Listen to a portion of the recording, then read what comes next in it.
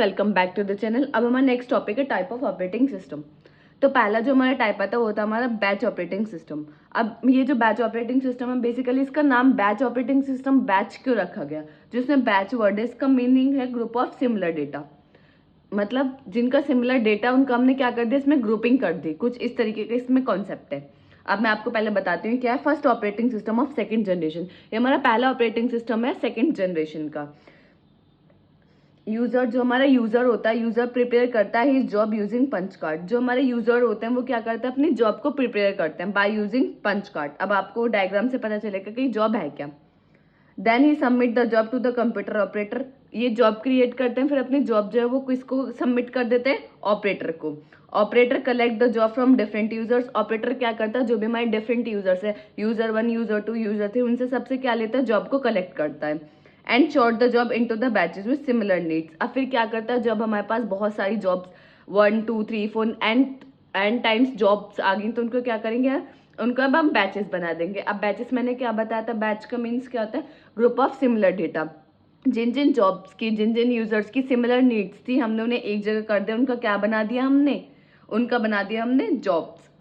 ठीक है, वो सॉरी बैचेस, बैचेस बना दिए, सिमिलर जॉब्स को बैचेस बना दिए। Then operator submit the batches to the processor 1 by 1। फिर जो हमारा ऑपरेटर है वो क्या करेगा, सबमिट करेगा। जो बैचेस हमने बनाया उनको 1 by 1 किसको देगा, प्रोसेसर को देगा। All the jobs of 1 batches are execute together. जो भी एक साथ जिनकी सिमिलर नीड्स होगी उनको क्या करेंगे, एक टाइम पे सबको एक साथ एग्जीक्यूट करेंगे।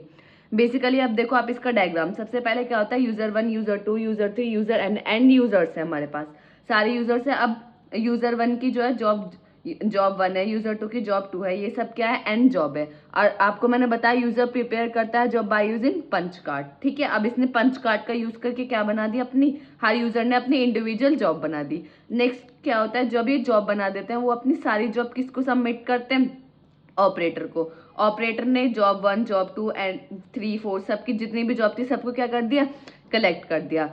अब इन्होंने क्या किया, ऑपरेटर ने क्या किया, सारी जॉब को कलेक्ट किया। और ऑपरेटर का वर्क दूसरा और है कि क्या बनाएगा, ये बैचेस बनाएगा।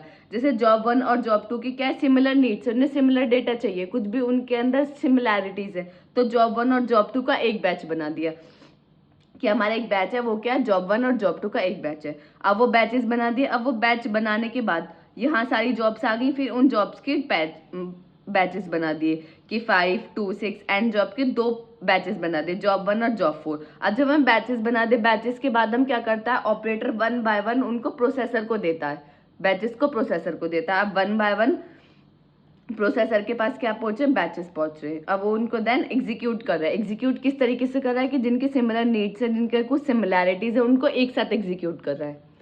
ये हमारा होता है पहला ऑपरेटिंग सिस्टम का टाइप, जो है हमारा batch operating system. I hope ये आपको समझ आया होगा, बहुत सिंपल है। फर्स्ट ऑपरेटिंग सिस्टम का टाइप है, ये सबसे पहले आया था, सेकेंड जनरेशन में आया था। सिंपल इसमें क्या है कि यूजर होता है, यूजर अपनी जॉब को प्रिपेयर करता है। जॉब किसका यूज करके जॉब प्रिपेयर करता है, पंच कार्ड का यूज करके अपनी जॉब प्रिपेयर करता है। फिर जॉब को जो है वो ऑपरेटर को देता है। ऑपरेटर क्या करता है, सारी जॉब को कलेक्ट करता है, और जो जो सिमिलैरिटीज, सिमिलर जॉब्स होती हैं उनके क्या बना देते हैं, बैचेस बना देते हैं। बैचेस बनाने के बाद क्या करते हैं, हम एक एक बैच को किसको देते हैं, प्रोसेसर को देते हैं। प्रोसेसर उनको एग्जीक्यूट करता है। सिंपल, बस इसमें बैच ऑपरेटिंग सिस्टम में ये है। अब इसके एडवांटेजेस और डिसएडवांटेजेस। एडवांटेजेस क्या है, repeated job are done fast in batch operating system without user interaction. अब इसमें क्या है, बहुत सारी जॉब रिपीटेड थी कि यूजर 1 और यूजर 5 की जो उन्होंने जॉब बनाई थी, वो दोनों की जो नीड्स थी वो दोनों क्या थी, सिमिलर थी। अगर हम उनको 1 by 1 एग्जीक्यूट करते तो बहुत सारी रिपीटेड जो उनकी नीड्स है वो बार बार होती। तो इससे क्या है, हमारा टाइम थोड़ा बच जाता है, लेस टाइम कंज्यूमिंग हो जाता है, जिसकी वजह से हमारी जो रिपीटेड जॉब्स होती है वो नहीं होती। फास्टली हम क्या करते हैं, जो हमारी सेम जॉब्स होती हैं, जो उनकी सेम नीड्स होती है, उनको क्या करते हैं, एक बैच बना देते हैं, बैच को ही एग्जीक्यूट कर देते हैं, जिसकी वजह से हमारी रिपीटेड जॉब होने से बच जाती है। Batch system can work offline so it make less stress on CPU. ये क्या कहता है, बैच सिस्टम वर्क जो है उसको जरूरत नहीं है कि ऑनलाइन ऑफलाइन भी वो वर्क कर सकता है, जिसकी वजह से जो सीपीयू का जो स्ट्रेस है वो क्या हो जाता है, कम हो जाता है। No special hardware is needed. इसमें कोई भी एक स्पेशल हार्डवेयर की जरूरत नहीं है कि बैच ऑपरेटिंग सिस्टम के लिए हमें कोई स्पेशल हार्डवेयर चाहिए तभी वो एग्जीक्यूट करेगा, नहीं, नॉर्मली वो एग्जीक्यूट कर देता है। अब डिसएडवांटेजेस क्या है? Batch system are hard to debug. Debug मतलब एरर फाइंड। अगर कोई भी मतलब उसमें मिस्टेक हो गई है तो उसको फाइंड करना बहुत इसमें डिफिकल्ट होगा, क्योंकि हमने बैचेस बना दिए, बैचेस के अंदर पता नहीं कितने हज़ारों जॉब हैं। अब अगर आपने उसमें कहीं पे भी एक मिस्टेक कर दिया तो उसमें बहुत डिबगिंग करना बहुत डिफिकल्ट होता है। If a job get to enter in a infinite loop, अगर कोई भी जॉब ऐसी होती है जो कि इनफाइनाइट लूप में पहुंच जाती है, other job wait for the unknown time. मतलब एक जो जॉब है हमने उसको बैच में रखा तो वो क्या है, वो इनफाइनाइट लूप में पहुंच गई, और बाकी जो उसकी सिमिलर जॉब है वो क्या कर रही है, उसका वेट कर रही है।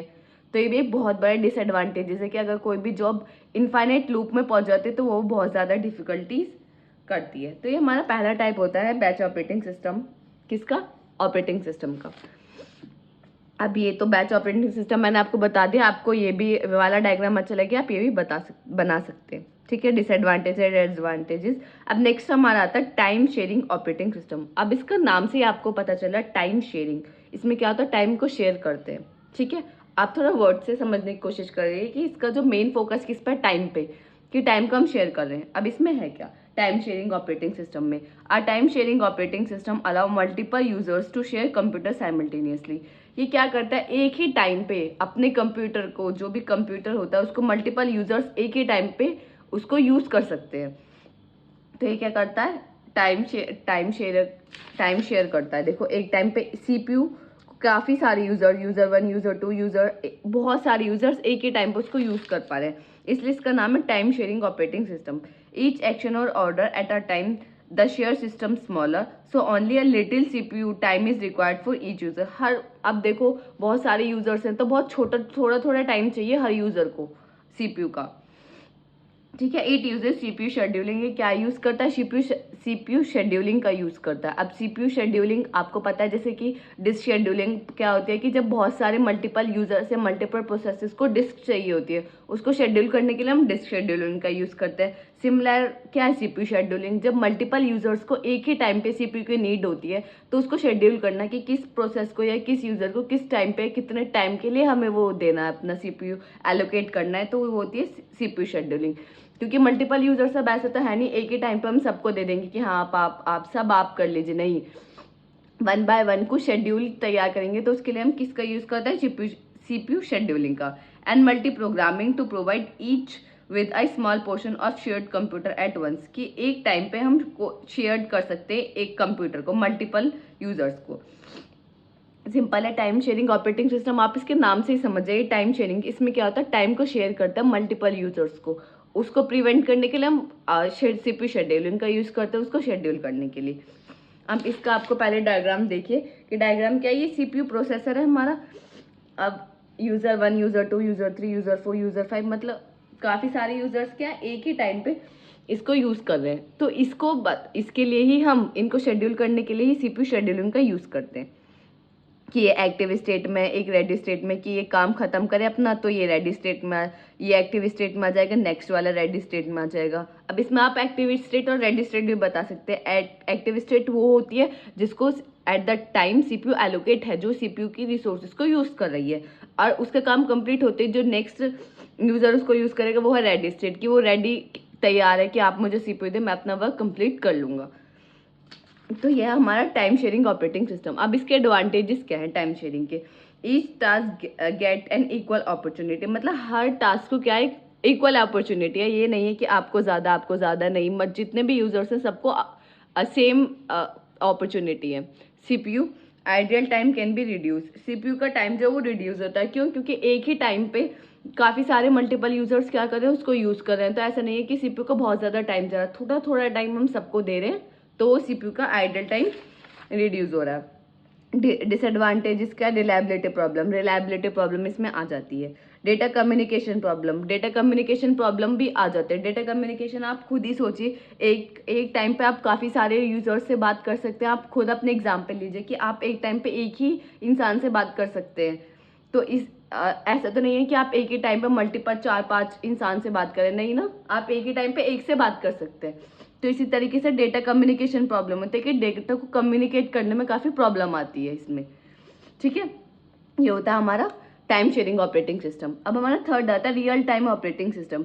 अब रियल टाइम ऑपरेटिंग सिस्टम इसके नाम से ही पता चला, रियल टाइम, जो हमारी रियल लाइफ से रिलेटेड होता है। जैसे मैं आपको एक एग्जांपल के लिए बताती हूँ कि ऑटोमेटिक जो कार्स होती हैं उसमें हम रियल टाइम ऑपरेटिंग सिस्टम का यूज़ करते हैं। क्यों? क्योंकि हमें उसमें कोई भी ड्राइवर की ज़रूरत नहीं होती, वो ऑटोमेटिकली सब चीज़ें करती हैं। तो उसमें हम कौन सा ऑपरेटिंग सिस्टम यूज़ करते हैं? Real time operating system. Real time operating system are used in environment when a large number of event more external to the computer system must be accepted and processed in short time or within certain deadlines। इसका मतलब एक आप ऐसे भी समझ सकते हैं कि operating real time operating system हमारा वो होता है जिसमें हम इनपुट तो देते हैं लेकिन हमें आउटपुट जो होता है वो इमीडिएटली चाहिए होता है, तो उसमें भी हम रियल टाइम ऑपरेटिंग सिस्टम का यूज़ करते हैं। बेसिकली वो शॉर्ट टाइम लेता है या उसकी कोई भी डेडलाइन होती है कि हाँ हमें इस टाइम तक ये चीज़ चाहिए, तो उसके लिए हम कौन सा यूज़ करते हैं? Real time operating system.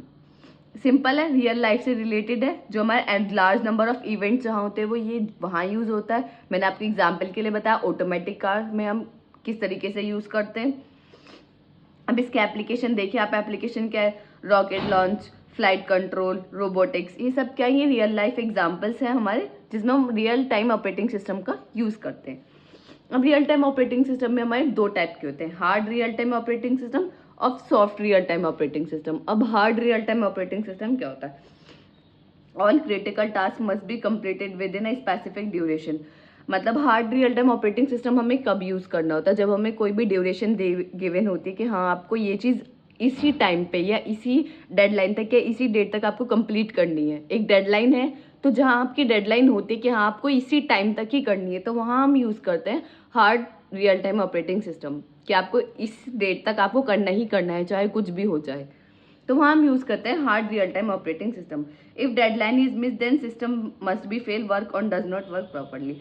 अगर ऐसा होता है कि आपको कल तक कोई भी चीज़ करनी है, रियल टाइम कोई भी आप वर्क प्रोजेक्ट कर रहे हैं आपको रियल टाइम ऑपरेटिंग सिस्टम को लेकर, आपको वो कल तक कंप्लीट करना, अगर वो आप कल तक कंप्लीट नहीं करेंगे, उसकी डेडलाइन मिस हो जाएगी, तो इसका मतलब आप ये समझिए कि जो सिस्टम है वो क्या हो चुका है? फेल है। System is fail, work does not work properly, कि वो इस तरीके से वर्क नहीं कर पाएगा, प्रॉपरली वर्क नहीं करेगा। ठीक है, अब हार्ड आपको समझ आ गया कि जहाँ हमारी पर्टिकुलर डेडलाइन होती है कि हाँ आपको इस डेडलाइन तक या इस टाइम तक आपको ये चीज़ करनी है, वहाँ हार्ड हो गया। अब जैसे इसका अपोजिट है सॉफ्ट में ऐसे नहीं होगा, पढ़ते हैं if certain deadlines are miss then the system continuously work with in no failure must be perform degraded. इसका मतलब क्या कि अगर डेडलाइन मिस हो गई तो इसका मतलब ये नहीं कि हमारा सिस्टम फेल ही हो गया कि अब ये बिल्कुल वर्क ही नहीं करेगा, किसी काम का ही नहीं है, नहीं। अगर हमारी डेडलाइन मिस हो गई है तो कोई बात नहीं, आप उसको कंटिन्यूस वर्क करें, वर्किंग में रखें, परफॉर्मेंस को इंक्रीज करें। ऐसा नहीं है कि आपका सिस्टम फेल हो गया। लेकिन हार्ड टाइम में क्या, अगर आपकी डेडलाइन आपने ज़्यादा टाइम ले लिया, आपको देना है 10 दिन में, आप 15 दिन ले रहे हैं, तो वहाँ हार्ड टाइम में ऐसा नहीं चलेगा। आपकी अगर डेडलाइन मिस हो गई है तो क्या है, वो जो आप सिस्टम बना रहे हैं वो फेल है, वो वर्क प्रॉपरली नहीं कर पाएगा। लेकिन सॉफ्ट में जस्ट उसका अपोजिट है, वो वर्क प्रॉपरली भी करेगा और आप अपना अच्छे से करते रहिए। इसमें कोई भी ऐसा नहीं है कि पर्टिकुलर डेडलाइन होती है, जैसे कि क्रिटिकल, हम इसको यूज़ करते हैं हार्ड रियल टाइम को क्रिटिकल टास्क के लिए, जहाँ हमें बहुत क्रिटिकल टास्क होता है वहाँ हम इसका यूज़ करेंगे। बेसिकली इसको हम नॉन क्रिटिकल टास्क में यूज़ करते हैं, मतलब एवरेज टास्क में यूज़ करते हैं, जहाँ हमें टाइम का इतना नहीं रहता या कोई भी डेडलाइन पे इतना फोकस नहीं रहता कि हाँ हमें इस डेडलाइन तक कंप्लीट करना है। ये वो होता है हमारा soft real time operating system. Advantages क्या है? टेक शिफ्टिंग, हम इसमें शिफ्ट कर सकते हैं, अगर कोई भी प्रॉब्लम आ गई तो हम आगे पीछे कर सकते हैं ऐसा, क्योंकि इसमें टाइम का कुछ है नहीं। फोकस ऑन एप्लीकेशन, ये फोकस करता है एप्लीकेशन पे। ये एरर फ्री, अगर कोई भी एरर आ जाता है एट द टाइम, आप खुद सोचिए, आपको कोई भी टाइम ऐसा है कि आपको कल तक वो चीज़ करनी है, तो एरर के चांसेस हो सकते हैं। अगर आपने एकदम ड्यूरेशन जितनी एट द लास्ट टाइम आपने वो चीज़ कंप्लीट की है, तो एरर आप कब ठीक करेंगे? तो इसमें क्या एरर फ्री है, आप एरर को अगर आ गई है तो आप उसे इजीली रिमूव कर सकते हैं, इसको हम एरर फ्री भी बोलते हैं। ठीक है, डिसएडवांटेज क्या है? लिमिटेड टास्क, ये हमारे लिमिटेड टास्क के लिए यूज़ होता है। यूज़ हैवी सिस्टम रिसोर्सेज, ये यूज़ करता है हैवी सिस्टम्स को। और कॉम्प्लेक्स एल्गोरिथम, इसके एल्गोरिथम क्या है? काफ़ी कॉम्प्लेक्स है। तो ये क्या, रियल टाइम ऑपरेटिंग सिस्टम। अगर आपको कभी भी 10 नंबर में आ जाता है कि टाइप ऑफ ऑपरेटिंग सिस्टम, तो आप सिंपल क्या बताएं, पहले एक डायग्राम बना दे टाइप ऑफ ऑपरेटिंग सिस्टम, फिर पर्टिकुलरली जितना मैंने आपको बताया उतना आप कर लीजिए, आपको अच्छे मार्क्स मिलेंगे। और ये डायग्राम बहुत इंपॉर्टेंट है क्योंकि थ्योरेटिकल सब्जेक्ट है। थ्योरेटिकल सब्जेक्ट में क्या है, डायग्राम बहुत इंपॉर्टेंट होते हैं, तो आप ये सब डायग्राम बनाइए। फिर आता है मल्टी प्रोसेसिंग ऑपरेटिंग सिस्टम। अब मल्टी प्रोसेसिंग ऑपरेटिंग सिस्टम क्या होता है, नाम से ही पता चला मल्टी प्रोसेसिंग, जिसमें मोर देन वन प्रोसेसेस हो, वो होता है हमारा मल्टी प्रोसेसिंग। तो सिंपल बस इसमें यही है, मल्टी प्रोसेसिंग ऑपरेटिंग सिस्टम में क्या होता है, एक से ज़्यादा प्रोसेसेस होते हैं किसी सिस्टम के अंदर। तो वो सिस्टम कौन सा होता है, मल्टी प्रोसेसिंग ऑपरेटिंग सिस्टम। ये अलाउ करता है more than one process at a same time, कि आप एक से ज़्यादा प्रोसेसेस को प्रोसेस कर सकते हैं एक टाइम पे। ठीक है, मल्टीपल सीपीयू इसमें शेयर करते हैं, मेमोरी बस मेमोरी को एक टाइम पे यूज करते हैं। इट इज, अब हम इसके डेफिनेशन पे आते हैं। It is one in which two or more central processing unit control the function of the computer. वही है, इसमें एक से ज़्यादा मतलब मल्टीपल प्रोसेसेस एक टाइम पे उसको यूज कर पा रहे हैं। Each CPU control the function of the computer. हर सीपीयू क्या करता है, कंट्रोल करता है functioning of the computer. Each CPU contain a copy of the operating system. हर सीपीयू के पास क्या होती है, कॉपी होती है, किसकी, ऑपरेटिंग सिस्टम की। And these copies communicate with in order to coordinate operations it is work very fast. जिसकी वजह से जो ये कॉपीज होती हैं, जिसकी वजह से ये आपस में कम्युनिकेट कर पाते हैं। अभी आपस में कम्युनिकेट कर पाएंगे तो हमारा जो वर्क है वो बहुत फास्ट होता है। अब देखो, जैसे आप ये एक डायग्राम है, मेन मेमोरी है, तो काफ़ी सारे मल्टीपल प्रोसेसेस एक टाइम पे मेन मेमोरी को यूज़ कर पा रहे हैं। तो ये वो क्या हुआ, मल्टी प्रोसेसिंग ऑपरेटिंग सिस्टम। ये इसका डायग्राम है। सिंपल, आपको आई होप ये समझ आ गया होगा। इसमें कि दो टाइप होते हैं, सिमेट्रिकल, एसिमेट्रिकल। अब सिमेट्रिकल क्या होता है, जिसमें हमारा एक ही सीपीयू होता है, one S control all the CPU. जो हमारा सीपीयू और एक ही ऑपरेटिंग सिस्टम सारी सीपीयू को कंट्रोल करता है। जैसे कि इसमें क्या होता है, हमारा एक ही ऑपरेटिंग सिस्टम जो है वो सारी सीपीयू को इंस्ट्रक्शन देता है, सीपीयू 1, सीपीयू 2, सीपीयू 3, इस तरीके से। मतलब ये सब इंडिपेंडेंट है, ऐसा नहीं है कि किसी पे डिपेंड कर रहे हैं। तो ये अपने आप ही अपना वर्क करता है। लेकिन इसमें क्या होता है, एसिमेट्रिक में क्या होता है, एक मास्टर प्रोसेसर होता है, कि एक मास्टर प्रोसेसर है, वही सारे सीपीयू को इंस्ट्रक्शन देता है कि आपको किस तरीके से वर्क करना है, क्या करना है। लेकिन सिमेट्रिक में ऐसा नहीं होता। सिमेट्रिक में क्या होता है, हर सीपीयू अपने ऊपर इंडिपेंडेंट है, वो अपना वर्क जो है, जो भी उसको एक्शन लेना है, कुछ भी परफॉर्म करना है, वो अपने आप कर सकता है। उसमें कोई ऐसा मास्टर नहीं है कि हाँ आपको कुछ बताएगा कि आपको किस तरीके से करना है। तो ये सिमेट्रिक और एसिमेट्रिक, ये टाइप्स में अगर आ जाता है तो आप इतना लिखते हैं, आपको अच्छे से मतलब नंबर अगर 10 नंबर का है तो 8-9 नंबर आराम से मिल जाएंगे। अगर आपको ये वीडियो अच्छी लगी हो तो लाइक कमेंट शेयर करना ना भूलें। Thank you for watching this video.